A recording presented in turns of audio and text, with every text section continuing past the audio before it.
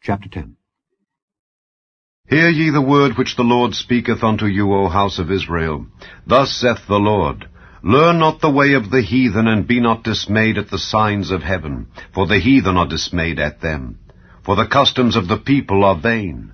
For one cutteth a tree out of the forest, the work of the hands of the workman, with the axe. They deck it with silver and with gold. They fasten it with nails and with hammers, that it move not. They are upright as the palm tree, but speak not. They must needs be born, because they cannot go. Be not afraid of them, for they cannot do evil, neither also is it in them to do good. Forasmuch as there is none like unto thee, O Lord, thou art great, and thy name is great in might. Who would not fear thee, O King of nations? For to thee doth it appertain. Forasmuch as among all the wise men of the nations and in all their kingdoms there is none like unto thee.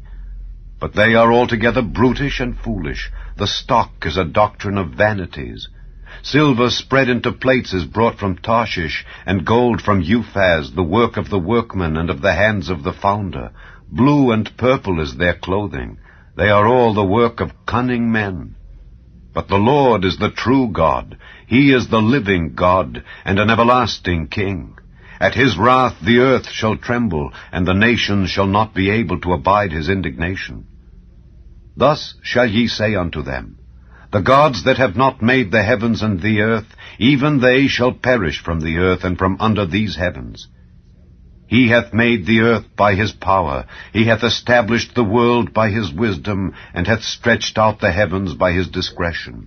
When he uttereth his voice, there is a multitude of waters in the heavens, and he causeth the vapors to ascend from the ends of the earth.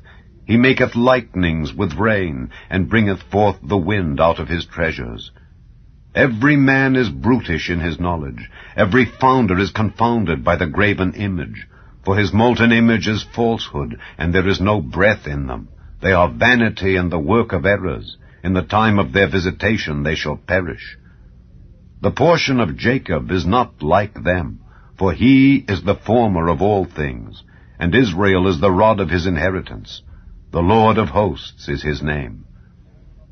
Gather up thy wares out of the land, O inhabitant of the fortress, for thus saith the Lord, Behold, I will sling out the inhabitants of the land at this once, and will distress them that they may find it so. Woe is me for my hurt, my wound is grievous. But I said, Truly this is a grief, and I must bear it. My tabernacle is spoiled, and all my cords are broken. My children are gone forth of me, they are not. There is none to stretch forth my tent any more, and to set up my curtains. For the pastors are become brutish, and have not sought the Lord. Therefore they shall not prosper, and all their flocks shall be scattered. Behold, the noise of the brute is come, and a great commotion out of the north country, to make the cities of Judah desolate, and a den of dragons. O Lord, I know that the way of man is not in himself. It is not in man that walketh to direct his steps. O Lord, correct me, but with judgment. Not in thine anger, lest thou bring me to nothing. Pour out thy fury upon the heathen that know thee not, and upon the families that call not on thy name.